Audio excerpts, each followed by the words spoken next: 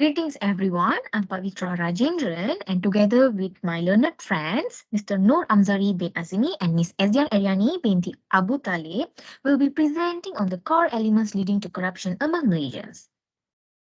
Corruption refers to the act of misusing the resources of power for private gain, and Transparency International Malaysia defines corruption as the abuse of entrusted power for private gain, whereas the UN Convention Against Corruption AC does not prescribe a single definition. However, corruption can also be defined as the misuse of public power, office, or authority for private benefit through bribery, extortion, influence peddling, nepotism, fraud, speed money, or embezzlement, or the abuse of public power for private gains in violation of rules.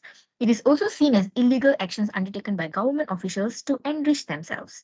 Hence, corruption is a serious problem in Malaysia that relates to an unfair practice that damages the reputation of the state and weakens the economy.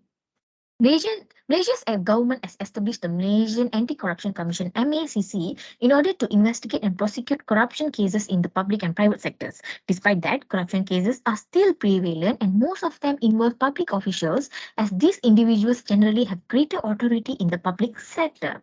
Therefore, the essential issues that arises pertaining to the increase of corruption rate in Malaysia over years is the core elements leading to corruption among Malaysians that require holistic attention by the authorities in combating corruption in Malaysia.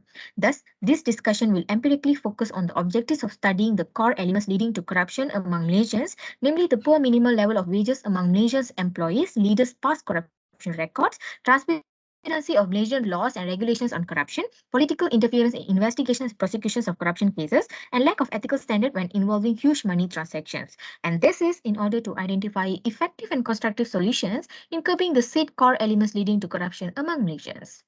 As for the first core element, which is the poor minimum level of wages among Malaysian employees, according to wide consensus from all sectors, low wages among employees, be it in public sector or even private sector, it promotes the opportunities for corruption and bribery despite reducing the efficiency and productivity in a sector.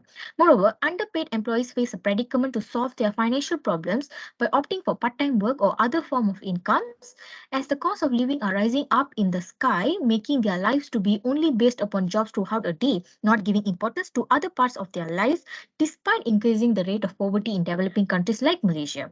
In Malaysia, Department of Statistics DOSM revised the poverty line in Malaysia from 980 ringgit to 2,208 ringgit, which gives the statistics of 308,699 people who falls within the category of poor, whereas for the category of absolute poor, the revised poverty line is 1,169, making up 136,923 people falling within the latter category.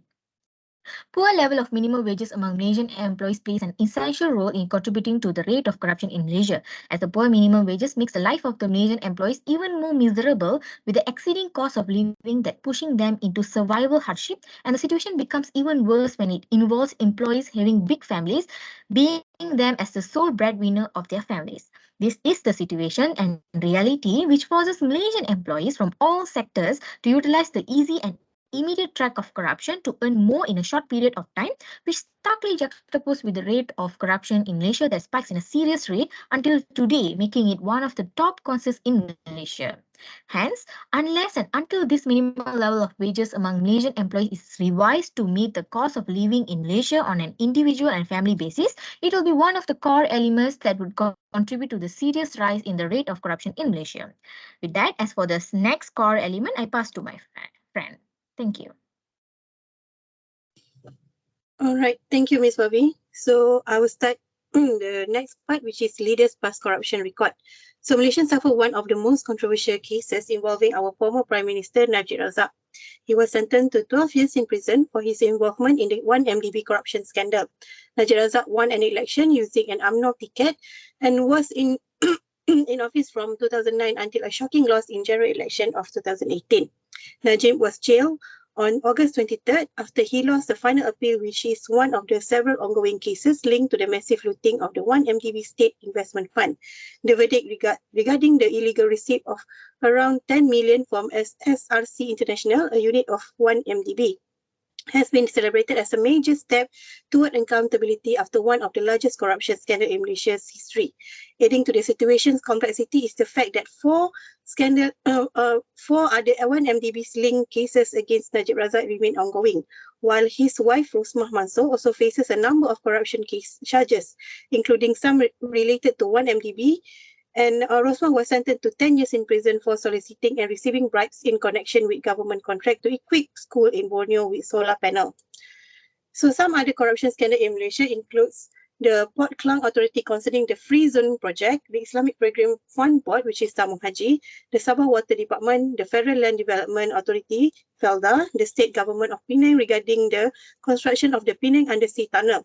These cases involve bribery, embezzlement, money laundering, fraudulent transaction, and extensive cronyism, often amounting to billions of ringgit that have been benefited political leaders, senior administrators, and their businesses associated. It can be evident that the top leader of Malaysia, who are supposed to be the role model to the Malaysia themselves, have portrayed the dark side of greediness for money, where they tend to abuse their power and cause breach of trust in order to earn money in a short period of time. So the next one, we go to transparency of Malaysian law and regulation on corruption. So the first one is Malaysia Anti-Corruption Commission Act 2009, which is MACC Act.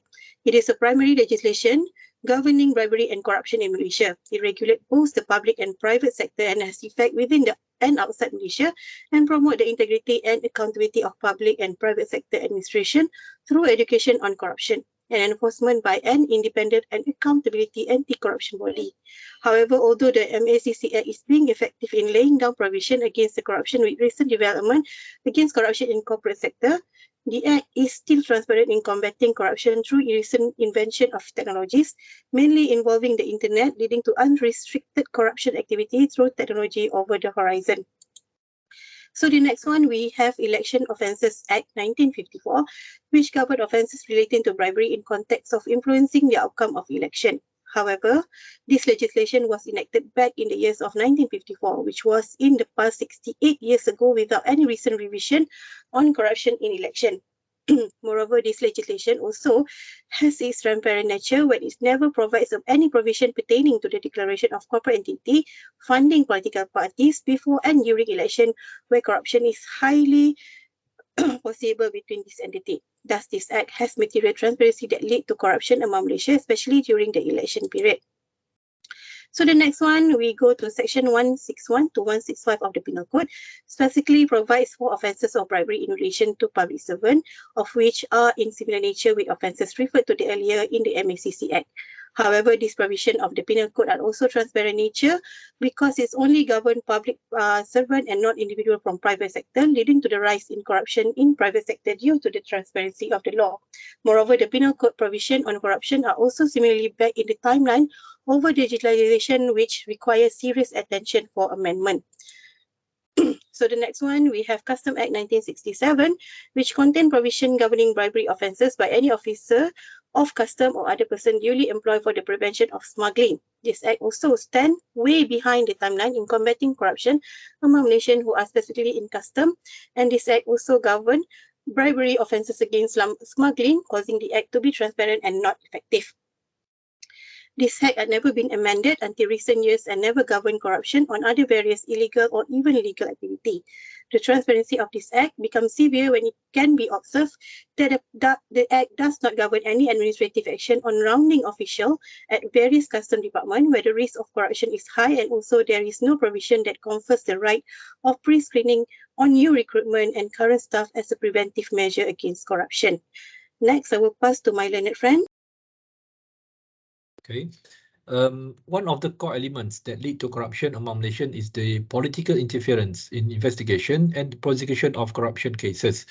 From the finding in the National Anti-Corruption Plan, political interference happened because of lack of leadership and political determination. This happens when politicians are more focused to stay in power rather than to serve the people. When somebody involved in corruption cases, they seek help from politicians, and politicians use their position to help corrupt criminals get away with their crime or interfere with the investigation. And ACP 2019-2023 also found that politician meddling in administrative affairs where personal gains can be achieved either in decision-making process involving procurement or job appointment process or in the legal system and even in the process of corruption investigation. Politicians, especially members of parliament who are also lawmakers, should guarantee and uphold the law. But when politicians are involved in helping corrupt criminals, the whole country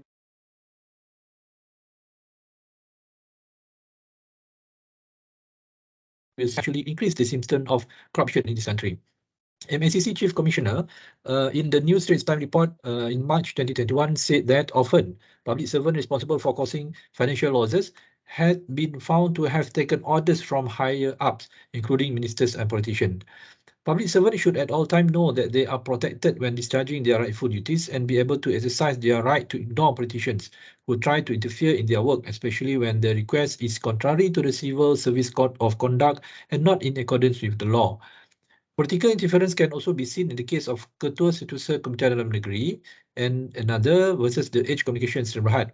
In this case, Kementerian Keselamatan Dalam Negeri suspended the respondent publication, namely the Edge and the Edge Financial Daily, for 3 months from July 2015 on the ground that the said publication contained undesirable publication in breach of subsection 71 of the Printing Presses and Publication Act 1984.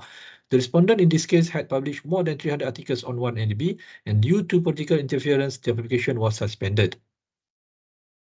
Okay, next slide. In 2016, in Auditor General report, the Auditor General produced a highly critical report highlighting irregularities in the 1NDB. In this case, in this report, the government, through political interference, was accused of deliberately using the law to close corruption cases, especially related to 1MDB. For example, the 1MDB investigation team was hampered by lack of cooperation from senior political figures and bureaucrats, including not being allowed to see several important documents and denied access to computers and servers of the 1MDB. The section of the report containing damaging evidence against Najib and his business associate Jolo were later removed. Moreover, the report was classified under the Official Secrets Act, which greatly restricted those who could read it. Other example is in the case of Public Prosecutor versus Khairuddin bin Abu Hassan. In this case, the Security Offences Act, or SOSMA, was used to arrest Khairuddin bin Abu Hassan and Matthias Cheng in connection to reports made by them to the authorities in France, Hong Kong, Singapore, England, and Switzerland regarding 1NDB. Okay, next slide. So, according to Professor John Hoggett, a lecturer at the Faculty of Law, University of Canada, corruption stems from the nature of greed and the existence of opportunities. Every human being needs basic needs, such as food, shelter, and clothing, but because of their greedy nature, they want more than what they need. Because of this greedy nature, it has opened up opportunities for them to give and accept bribes. In order to commit corruption, the right conditions are very necessary. For example, long procedures or bureaucracy cause someone who cannot wait to use corruption as a shortcut in getting quick approval. The opportunity will become wider when both parties work together to fulfill each other's desires by familiarizing themselves with corruption activities as a shortcut in achieving their goal. Low wages are also among the main factors that contribute to the corruption activity and unethical standard. Low wages cause employees in the public sector to take bribes. Based on the finding of the NACP, within 5 years, the public sector was seen as the most vulnerable sector at risk of corrupt practices. Their risk level is at 63% compared to the private sector, which is 17%. Corruption can also occur due to a person's fragile religious or moral belief. This happens when there are individuals who do not practice their moral standard or religious teaching correctly. This causes them to be unable to distinguish between good and bad things.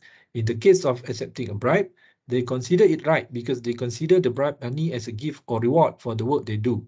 Another factor that makes it easy for someone to accept bribe when a large amount of money is involved is when they are experiencing financial stress and excessive work pressure.